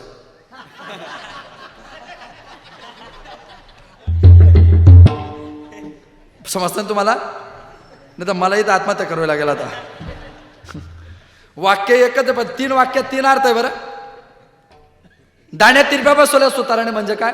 दांड्या सरळ आहे, दांड्या चांगल्या आहे, पण सुताराला बसवता आल्या नाही. इतक्या चांगल्या सरळ दांड्या तिरप्या बसवल्या, दांड्या तिरप्या बसवल्या सुताराने. दुसरं वाक्य, तिरप्या दांड्या बसवल्या सुताराने म्हणजे दांड्या तिरप्या होत्या, पण सुतार एवढा हुशार होता की तिरप्या दांड्या सुद्धा त्याने बरोबर बसवल्या. आणि तिसऱ्या वाक्यात सुताराला फिजिकली प्रॉब्लेम होता, तिरप्या सुताराने दांड्या बसवल्या. म्हणजे त्याचं नाव विकास, आपल्याकडे पाहतो पुरा बकास. नाव सुलोचना देखते मुंबई पुन्हा. बाजारात गेला की पेड्याकडे पाहतो जिलेबीचा भाव ठरवतो. अशी परिस्थिती वाक्याची. एखाद्या वस्तूचं, व्यक्तीचं सामान्य रूपाने ज्ञान होतं, विशेष रूपाने आकलन होत नाही. वरच्यावर वस्तू समजणे वेगळं, विशेष रूपाने वस्तू समजणे वेगळं. देव सामान्य रूपाने समजणे वेगळं, विशेष रूपाने समजणे वेगळं. ऐका, पुण्यातला दृष्टांत आहे. काही लोक म्हणतात की तो दृष्टांत लोकमान्य टिळकांच्या बाबतीत. महाराष्ट्रातला पहिला मराठी विश्वकोश कोणी तयार केला? सॅम्युएलने. त्याचे प्रस्तावना कोणी लिहिली? मॅक्सवेलने. त्याचे सुधारित दुसरी आवृत्ती कोणी काढली? इंग्रज अधिकारी मेजर कॅन्डीने, म्हणजे सुभेदार कॅन्डीने. त्याचं नाव कॅन्डी होतं. एक दिवस तो ज्या विद्वान लोकांच्या मदतीने शब्दकोश तयार केला होता ना, त्या एका शास्त्री महाराजांच्या घरी सकाळी 11-12 वाजता गेला आणि दरवाजातून त्याने आवाज दिला, शास्त्री महाराज आहेत का घरात? शास्त्री महाराज घरात नव्हते, त्यांच्या पत्नी घरात होत्या. पत्नीने आतून आवाज दिला, माफ करा, खुंटीवरची पगडी आज घरी नाही. तो म्हटला, बाईसाहेब मी पगडीने विचारते, तुमचे पती शास्त्री महाराज आहेत का घरात? त्याने सांगितलं, माफ करा, कोपऱ्यातली काठी पण घरी नाही. तो म्हटला, मी विचारतो का ही महिला उत्तर देते काय? कधी कधी होतं प्रॉब्लेम आपल्यात राहतो, आपण समोरच्याला एवढं समजतो. होतं ना कधी कधी. मी दृष्टांत सांगू का? एका पोराच्या लग्नाला 4 महिने झाले. 4 महिने झाले तो डॉक्टरकडे गेला. डॉक्टर साहेब, माझ्या लग्नाला 4 महिने झाले, एकदम आनंदात संसार चालू आहे, मागच्या 3 दिवसापासून मिसेसचा प्रॉब्लेम आहे. म्हणे काय झालं? मी जे बोलतो ना ते तिला ऐकूच येत नाही. डॉक्टर म्हणे सर्दी, ताप, खोकला, डोकं दुखणं याला गोळ्या देता येतात, पण ऐकू येत नाही, याला इतक्या लांबून ट्रीटमेंट जमत नाही. म्हणून मग तुम्ही घरी जा, तिच्याशी बोलून पहा आणि नेमकं तिला किती फुटानं ऐकू येत नाही आधी त्याचा अंदाज काढा. मग आपण त्याच्यानंतर ठरवू की रेंज कुठे नाही, टावर कुठे पाहिजे.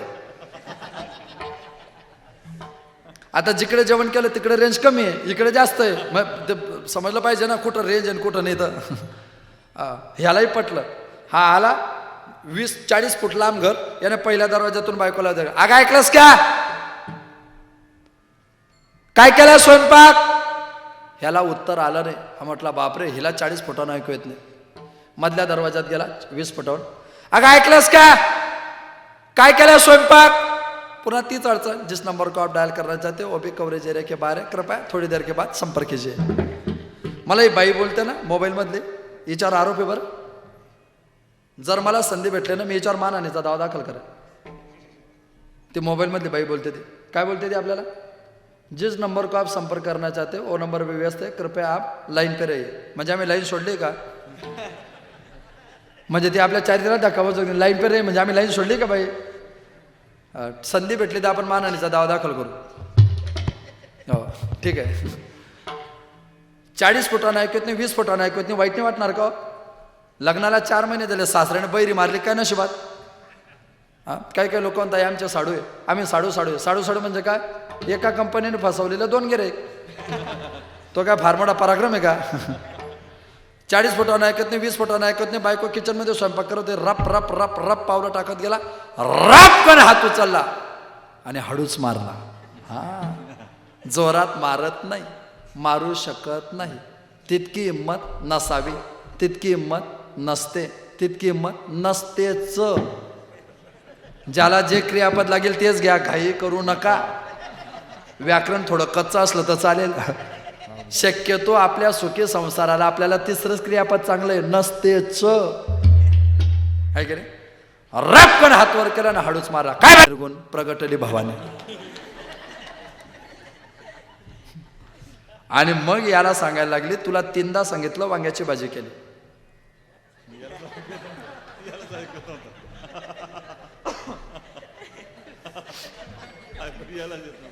म्हणजे तुम्ही लवकर सांगा बरं, नाही तर मला इथं डॉक्टर बोलावं लागेल आता. म्हणजे म्हणजे म्हणजे ऐकू याला येत नाही, बैरी तिला म्हणतो. याला म्हणता प्रॉब्लेम आपल्यातच समोरच्याला येडो समजणार. ओ भाईसाहेब, शास्त्री महाराज आहेत का घरात? तिचं पहिलं उत्तर खुंटीवरची पगडी घरीणी, कोपऱ्यातले काठी घरीणी. तिसरं उत्तर आहो कॅन्डी. काय दारातला जोडा पण घरी नाही. तो म्हटला हा माणूस एवढा हुशार आणि याची बायको इतकी अडाणी. बरं देवाचं एक वैशिष्ट्य बरं, तो विदाऊट MBA मॅनेजमेंट लॉजिकचा प्रणेता आहे. त्याने MBA केलेलं नाही, पण त्याच्यासारखं व्यवस्थापन कोणाचंच पक्का नाही. मी जे बोलतोय ना तुम्हाला पटणार नाही. तुम्ही कीर्तन झाल्यावर घरी जा, आराम करा. सकाळी उठले, आंघोळ झाली की बायकोला सांगा चहा आण. तिने चहा आणला की तिला लगेच तुमच्या शेजारी कॉटवर बसून घ्या. अँड्रॉइड मोबाईल असेल तर सेल्फी घ्या, नसेल अँड्रॉइड तर आरशासमोर उभे राहा आणि रात्री 11:45 जळकेकर काय बोलला याचा सकाळी 9:15 अभ्यास करा. तो इतका खतरनाक आहे ना, इतका खतरनाक आहे. तो बरोबर जोडपे तयार करतो. उंच माणसाला ठेंगणे बायको, ठेंगण्याला उंच, जाडला बारीक, बारीकला जाड, गोऱ्याला काळी, काड्याला गोरी, हुशारला येडी, येडीला हुशार. कसे जोडपे तयार करतो तो? सगळे हुशार एका बाजूला उमटी पडून म्हणून एका हुशार एक येडं फ्री, गेट बाय 1 फ्री. तुम्ही उद्या प्रयोग करूनच पहा. फक्त प्रयोग आपल्या आपल्या घरी करा. आपल्या आपल्या घरी करा, म्हणजे आपल्या पुरते मर्यादित ठेवा. डोकं नाही खाजवायचं, नाही तर लगेच कीर्तनात विचार करा, हा कीर्तन का जर इतका बारीक आहे. हा विचार तुम्ही नाही करायचा, ते आम्ही ठरवू. तू का म्हणे माझे तुम्हाला संतावरी वजे, आमचा जन्म त्याच्यासाठी आहे. माझी आई मला नेहमी म्हणायचे याचं लग्न झालं की तब्येत सुधरेल. माझी आई म्हणायची याचं लग्न झालं की तब्येत सुधरेल. मी म्हटलं तुला असं कसं काय म्हणते की लग्न झालं की तब्येत सुधरेल? ते म्हणे तसं नाही भाऊ, आईचं वाढणं वेगळं असतं.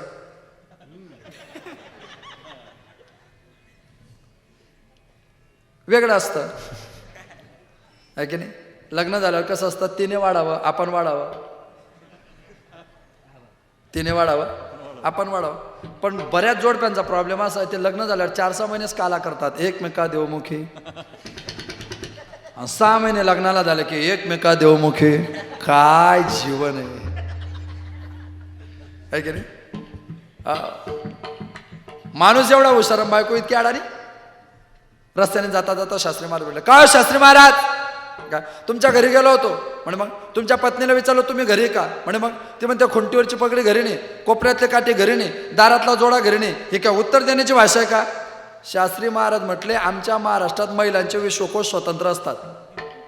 ते 30-30 वर्ष संसार करून आमच्या ध्यानात आले नाही, 3 मिनिटात तुझ्या ध्यानात येतील का? हा 4दा गॅलरीला मोबाईल नेला आणि फॉर्मेट मारला तरी पासवर्ड ओपन झाला नाही, इतका सस्पेंड मोबाईल येतो. खावटीच्या धाकाने कसा वापरतोय आमचा आम्हाला माहिती आहे. बदलवायचे तर खूप इच्छा आहे, पण आता नाईलाज आहे. कारण 2 सिम कार्ड तयार होऊन गेलेत.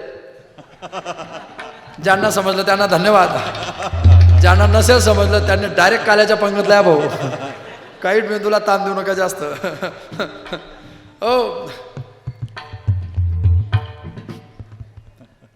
खुंटीवरची पगडी घरी नाही याचा अर्थ काय? जुने लोक पटका बांधल्याशिवाय घराच्या बाहेर निघायचे. ज्या अर्थी पगडी घरी नाही त्या अर्थी पती घरी नाही. त्यांचं वय भरपूर झालं, त्यांना काठीशिवाय चालता येत नाही. ज्या अर्थी काठी घरी नाही त्या अर्थी पती घरी नाही. उन्हाळ्याचे दिवस हे पायतन घातल्याशिवाय निघणार आहे. ज्या अर्थी जोडा घरी नाही त्या अर्थी पती घरी नाही. ज्या अर्थी त्या अर्थी विचार केला तर पगडीचा, खुंटीचा आणि काठीचा अर्थ पती होतो, पण साक्षात विचार केला तर त्याचा अर्थ पती होत नाही. ज्या अर्थी त्या अर्थी विचार केला तर नाही ऐसा देव होतो, पण साक्षात विचार केला तर नाही ऐसा देव होत नाही. शेवटचा दृष्टांत सांगतो, एकच मिनिटात सांगतो. तुमच्याकडे मोटरसायकल आहे का? मोटरसायकल आहे का? फटफटी आहे. टू व्हीलर आहे. दुचाकी आहे. चलरथ आहे. त्या दुचाकीच्या चक्राच्या आकाराच्या वक्र भागाला मराठीत काय म्हणतात?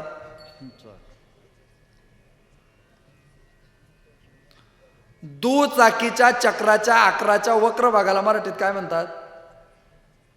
मराठी भाषा कठीण आहे बरं.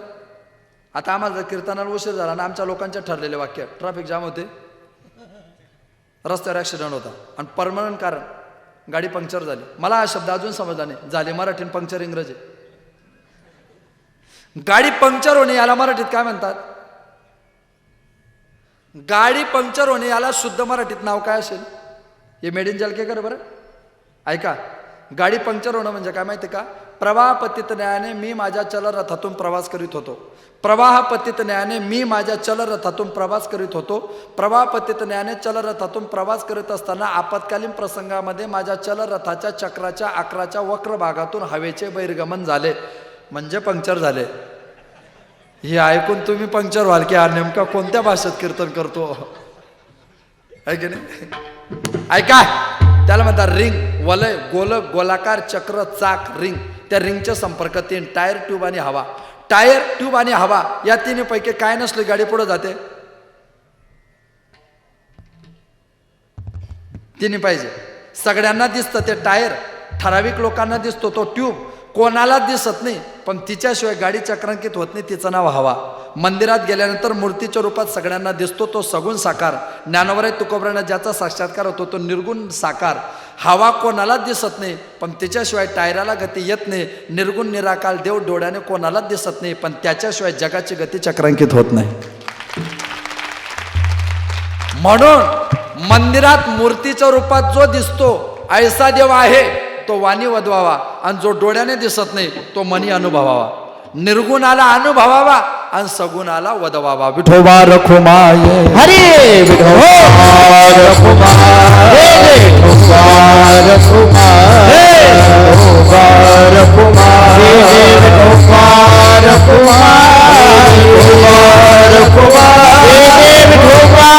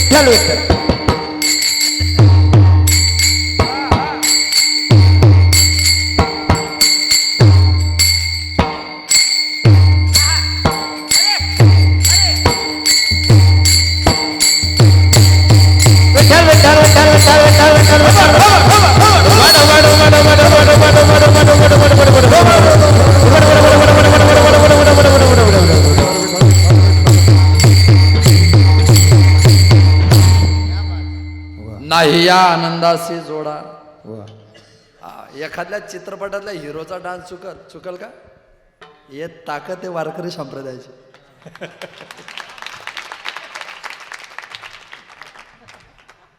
कल को आया तो पूछ देना आया था.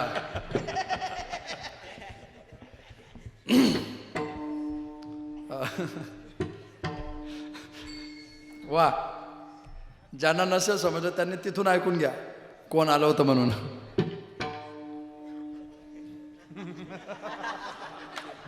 आणि तरी नसेल समजलं तर त्यांना शेजारचे कोणतरी त्या गोळ्या घेऊन द्या, मी सांगितलं त्या.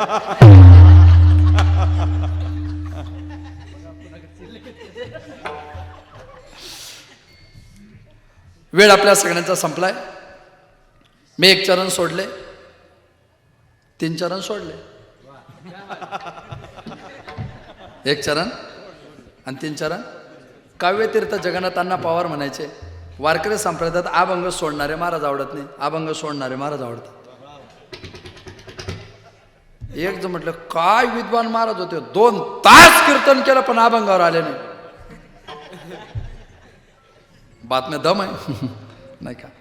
म्हणून सगळ्यांनी काळजी घ्या. देव देश धर्म नीतिमत्ता टिकवण्याचा प्रयत्न करा. या देहाकडून त्या देवाकडे जाताना मध्ये देश लागतो, त्या देशाप्रती निष्ठा ठेवा. मोह में मेरे होठों पे मेरे गंगा हो और हाथों पे मेरे तिरंगा हो, ये जीने का मेरा लहरंगा हो. या पद्धतीने जीवन असलं पाहिजे. त्या मातेसाठी आम्ही कधीतरी जगण्याचा प्रयत्न केला पाहिजे. त्या इमानासाठी कधीतरी जगण्याची धारणा आम्ही घेतली पाहिजे. या देशात पायी काटा नाही ते. जर पायात काटा मोडला ना ते जीवी व्यथा उमटे. पायात काटा मोडला ना तर मेंदूला त्रास होतो. जर जम्मू काश्मीरला जवान शहीद झाला ना तर या गावातल्या तरुणांना धक्का बसला पाहिजे. याला समाजाचं एकत्रीकरण म्हणतात. माझ्या बोलण्याचा कोणी गैरसमज करू नका, फक्त मला समजून घ्या. मर्यादा पुरुषोत्तम प्रभू रामचंद्र 14 वर्ष वनवासात होते आणि 14 वर्ष सीतामाता त्यांच्या सोबत होत्या.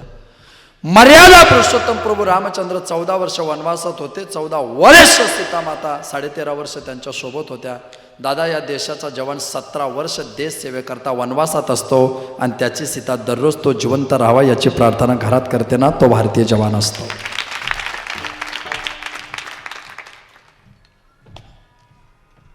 जवान जब जब लड़ता है तो जवान भी तो वेतन लेता है ना. अरे जवान ही सीमेवर नौकरी करतो तो वेतन घेतो ना, पगार घेतो ना. तो जवान भी वेतन लेता है, हम भी वेतन लेते, लेकिन हम सिर्फ वेतन लेते. वतन के लिए वेतन लेने वाला पहला जवान होता है. या वतनासाठी अरे कोणाला 70,000 रुपये पगार दिला आणि सगळा हा 70,000 पगार घे आणि मायनस टेम्परेचर मध्ये उभा राहील, घेईल कोणी पगार?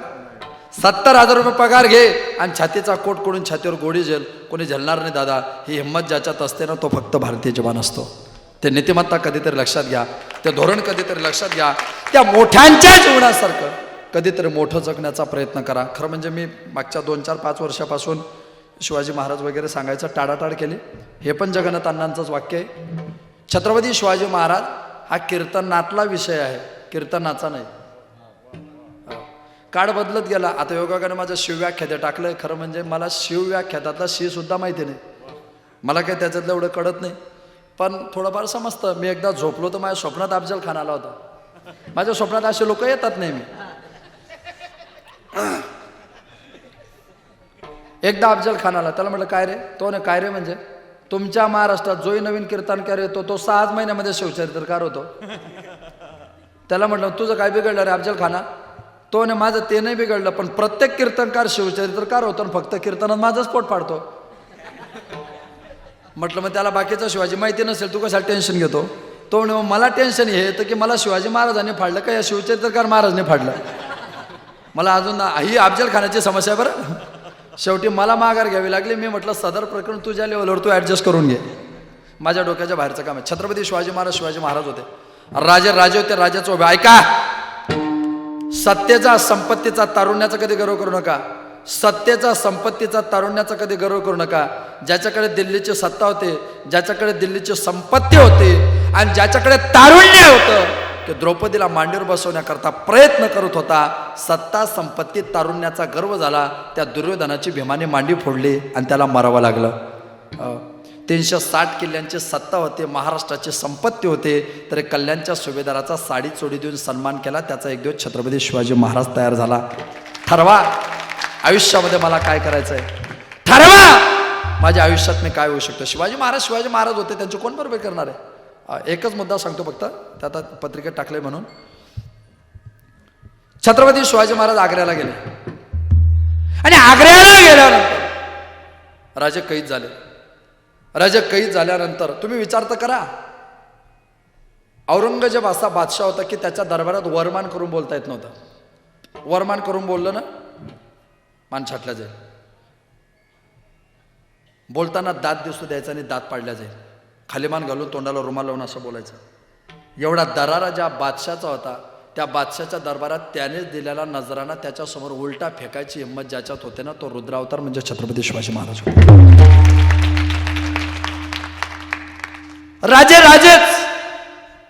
राजे कैद झाले आणि शिताफीने राजे तिथून सुटले. राजे सुटल्यानंतर पोलाद खानवर राजांना सांभाळायची जबाबदारी होती. औरंगजेबाने पोलाद उभा केला. पोलाद कैसे भागे पार का शिवा शिवा नाचेच शिवा भागर तो सरले के मेरे सामने खड़ा है, कैसे भागे हो. तोंडाला रुमाल लावला आणि खालीमान घालून तो पोलाद खान सांगतो शिवाजी महाराज कसे पडून गेले. तो सांगतो हुजूर शिवा बड़ी गजब की चीज है. बोले क्या. वो बीमार था, फिर बेड पे पड़ा था, फिर दवा ले रहा था, फिर दुआ ले रहा था, फिर बेड से खड़ा हो गया, फिर दीवार के पास गया मुझे भिंती जोड़, फिर दीवार को लात मारी, फिर दीवार गिर गई, फिर आकाश मार्ग से उड़ के वो महाराष्ट्र में भाग गए. हे बखरीतलं उत्तर छत्रपती कसे गेले याचं. बादशाह म्हणा नाचाइज शिवा भागा तो सर लेके मेरे सामने खड़ा है, उसके फौज कैद करो, मार डालो, काट डालो, तोड़ डालो. सैन्य मार, संपव त्याचं सैन्य. त्याने आलमगीर परवरे दिगार या मेरे आका. शिवाजी महाराज बहुत अच्छे. बोले क्या. उससे खतरनाक उसकी फौज है. बोले क्यों. छत्रपति की फौज जब चलती तो कभी झुकती नहीं. शिवाजी महाराज की फौज जब चलती तो कभी रुकती नहीं. शिवाजी महाराज की फौज जब चलती तो कभी झुकती नहीं. महाराज की फौज कभी झुकती नहीं, कभी रुकती नहीं, कभी थकती नहीं. और सबसे बढ़िया बात, छत्रपति शिवाजी महाराज की फौज कभी पैसों से बिकती नहीं, इसलिए उसकी हार कभी हो सकती. ज्यांचे मावळे कधी पैशाने विकल्या जात नाही, तिथले छत्रपती कधी पराजित होत नाही. जिथले मावळे 2000 रुपये घेतल्याशिवाय जिल्हा परिषदच्या शाळेत जात नाही, तिथं शिवाजीने किती विकास केला तरी त्याचा पराजय झाल्याशिवाय राहणार नाही. हा योगाग्नी बरं शिवाजीचा. मी तुम्हाला वाटेल की शिवाजी आम्ही पण पराजित केला इथं, तो शिवाजी नाही.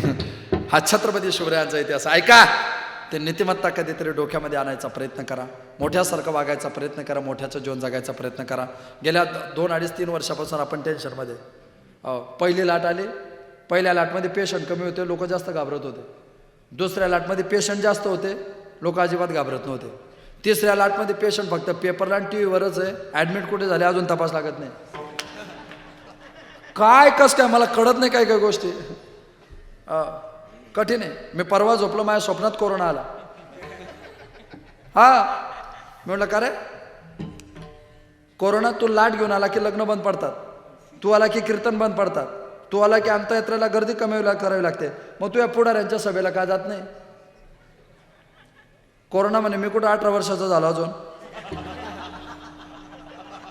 म्हटलं याचं डुप्लिकेट आधार कार्ड काढा, ह्याची रवानगी करा.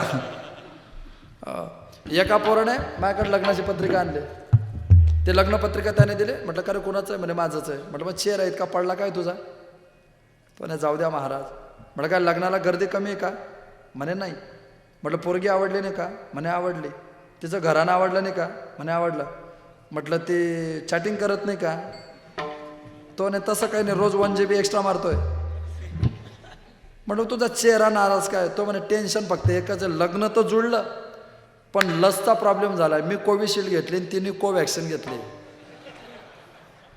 मग आम्ही लग्न केलं तर चालेल का? त्याला म्हटलं तू लग्न कर, जर 5 वर्षानं निकाल लागला नाही ना, मी स्पुटनिक घेऊन मी मरेल, मी तुमच्या पोटी येईल, पण तू लग्न कर.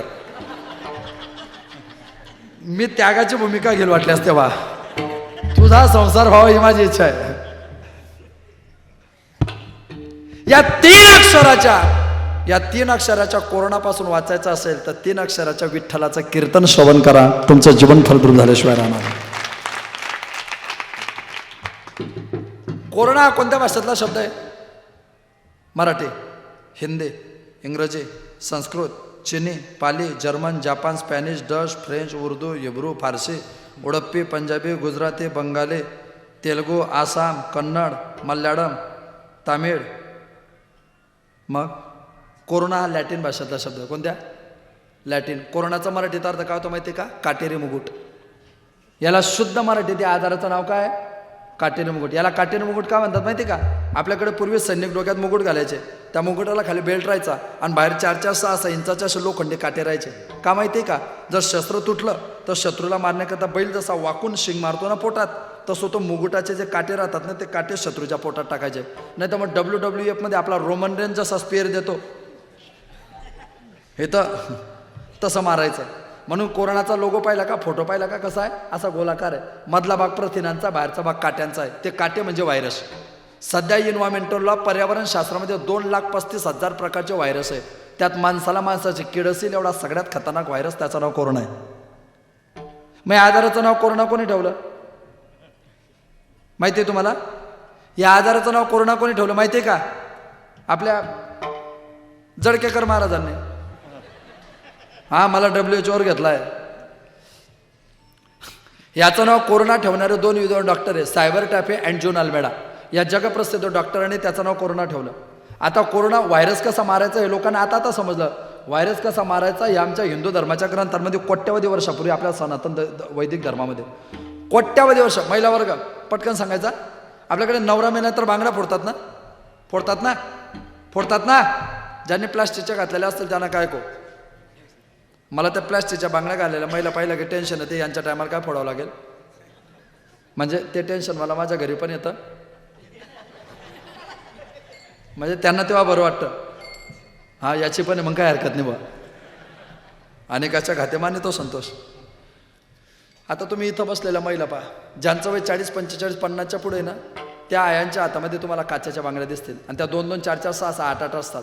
बरं किती जलद काम केलं की बांगडे फुटावे वाटते? फुटू देतात का महिला? जुन्या महिलांच्या हातात 8-8, 10-10 बांगड्या राहतात. किती जोरात काम केलं तरी एकही बांगडे फुटू देत नाही. याचा अर्थच असा आहे, त्याची सायकोलॉजीच अशी आहे की जुन्या महिला घरामध्ये किती भांडण झालं तरी आपल्यामुळे एकही घरातला माणूस फुटू देत नाही. ही त्याची टेक्नॉलॉजी. आणि मग या प्लॅस्टिकच्या किती राहतात हातात? एकच. या प्लॅस्टिकच्या खतरनाक, एकदम खतरनाक आहे त्या. टिकोबा टिकाईन विठोबा रुक्म आहे. त्यांना कोणी सहन होत नाही. बांगडी फोडतात ना. का फोडतात माहिती का? का फोडतात आपल्याकडे बांगडी? आपण लहानपणी जिल्हा परिषदच्या शाळेत शिकायचो. आपल्याकडे मलेरिया डॉक्टर यायचे आणि त्या डॉक्टरवर पण रक्त घेऊन जायचे. कशावर? काचेच्या पट्टीवर. का? कारण काचाच्या पट्टीवर विषाणू जंतू जास्त वेळ स्थिरावतात आणि रोगाचं योग्य निदान होतं. माणूस मेला की त्याच्या शरीराचे केस दिले होतात. केस दिले झाले की छिद्रे मोकळे होतात. छिद्रे मोकळे झाले की त्याच्या अनंत आजाराचे 10-20 वर्षाचे सगळे व्हायरस प्रेतावर जमा होतात. बायको नवऱ्याच्या एकदम जवळ जाऊन रडते. तिच्या त्या काचाच्या बांगडीवर ते व्हायरस जमा होतात. जेवण करताना तेच व्हायरस नाकातोंडातून तिच्या पोटात गेले की पती ज्या आजाराने मेला त्या आजाराने पत्नी मरू नये म्हणून बांगडी फोडून व्हायरस समाप्त करायची पहिली टेक्नॉलॉजी वारकऱ्यांच्या ग्रंथामध्ये दिली. याला धर्मशास्त्र म्हणतात. काय मायनर मॅनेजमेंट हो. सोपी प्रक्रिया सांगतो तुम्हाला. आपल्याकडे महिला वर्ग पटकन सांगायचा. ते प्रेत उचललं की आम्ही माणसं स्मशानात जातो. तुम्ही महिला तिथंच बसतात. तुम्हाला 15-20 मिनटं थांबावं लागतं. तुम्हाला ते प्रोसिजर कंप्लीट करावी लागते. रडायची. बरं रडताना 2च महिला चांगलं रडतात. पहिली ननद आणि दुसरी भाऊजी. त्या रडायला आलेल्या नसतात, एकमेकीचा बदला काढायला आलेला असतात. काही काही महिला तर इतकं गोड रडतात ना, असं वाटतं ना नाक यांना पहिली चाल दिली. आज वाटतं त्यांना उद्याला पाहिजे तो स्वरात आणि जोरात. हा आहे की नाही. बरं प्रेत उचललं की तुम्ही काय करता? साडीचा पदर घेऊन त्या प्रेताला वारा देतात. त्याला गरज आहे का? आता आम्ही स्मशानात प्रेत घेऊन जातोय, पण ते प्रेत आमच्या खांद्यावर आहे. खांद्याच्या 1.5 फूट किमान तिरडी आणि त्याच्यावर प्रेत आहे. आता त्याचे जे व्हायरस बाहेर निघतील ना, ते हवेमध्ये 7 फुटांवर वरच्यावर निघून जातील.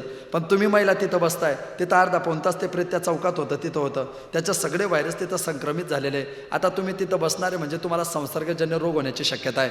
तुमची बैठक 1.25 ते 2.25 फुटाची आहे आणि तुम्ही सगळ्या महिलांनी एकाच टायमाला जर साडीचा पदर घेऊन वाऱ्याने जर वारा घातला ना, तर तो असा वारा घातला की जे आजूबाजूला व्हायरस आहे ना, ते आपोआप वर 3 फुटाच्या वर निघून जातील आणि ते जर 3 फुटाच्या वर गेले तर तुम्हाला संसर्गजन्य रोग होणार नाही. म्हणून वारा घालून व्हायरस वर घालायची प्रक्रिया ज्या धर्मात शिकवली त्याला भारतीय संस्कृतीचं दर्शन म्हणतात. माझ्याकडे भरपूर मुद्दे आहे बरं. उत्तर कार्य किती दिवशी करायचे जुने लोक? 10व्या दिवशी. आणि मग 10वं किती दिवशी करायचे?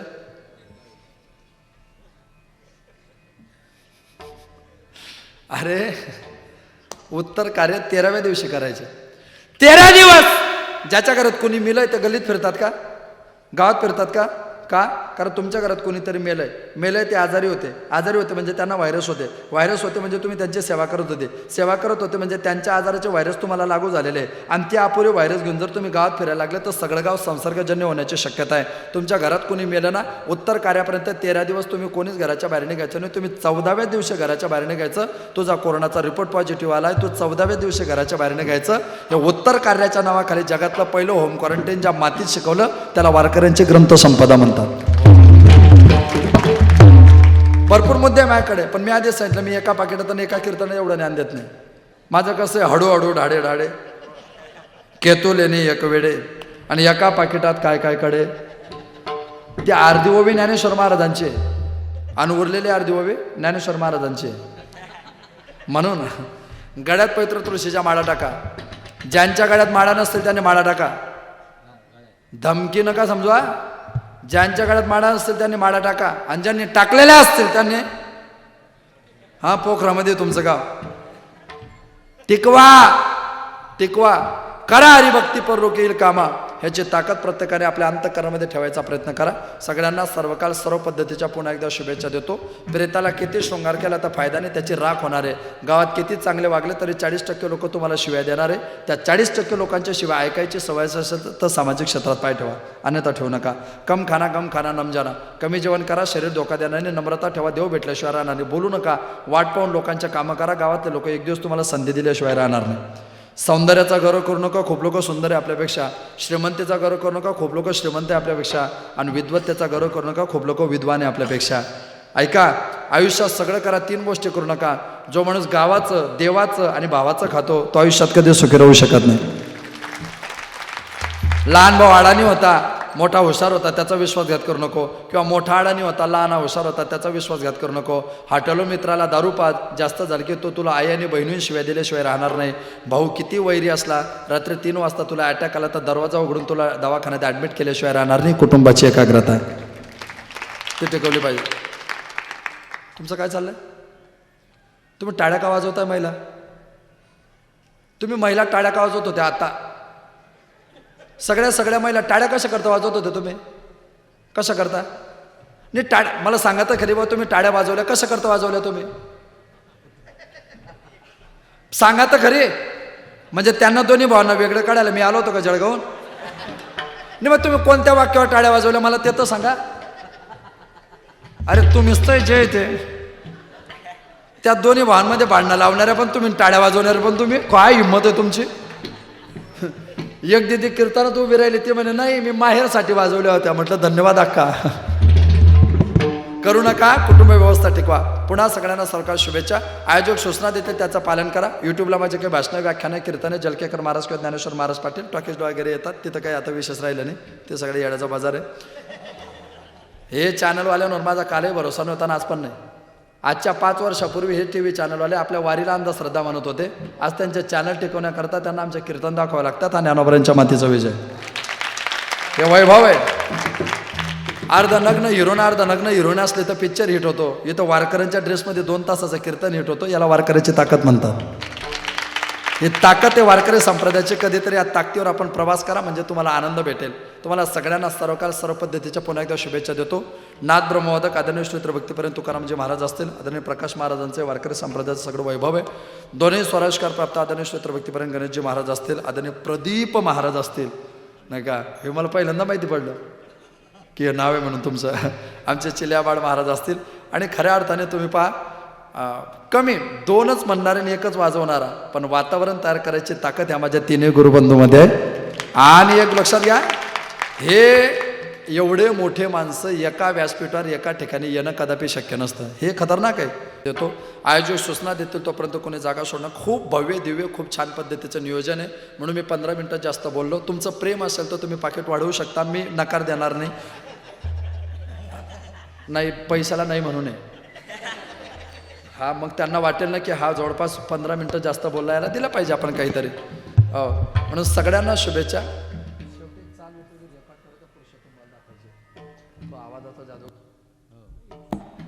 म्हणून सगळ्यांना सर्वकाल पुन्हा एकदा शुभेच्छा. आयोजक सूचना देतो तोपर्यंत कोणी जागा सोडायची नाही. जो जागा सोडेल तो जागा सोडेल, कोणी धाडस नहीं करायचं. जितनी रहा कहते तुम लोगों ने मेरे बारे में उतनी तो कोई बढ़िया बात नहीं. ये तो आशीर्वाद है तुम्हारे जैसे माँ बाप का और इन्हीं हमारे सब महाराज लोगों का, वरना मुझमें भी कोई बढ़िया बात नहीं. शेवटचे विनवणे संतजने परिसावे, विसर तो न पडावा माझा देवा. सोहळा आनंदाचा गजर विठुरायाचा अखंड हरिनाम सप्ताह मौजे ढोरेवाडी तालुका खेड जिल्हा पुणे. विनीत समस्त ग्रामस्थ मंडळी, भजनी मंडळ तसेच युवक मंडळ ढोरेवाडी.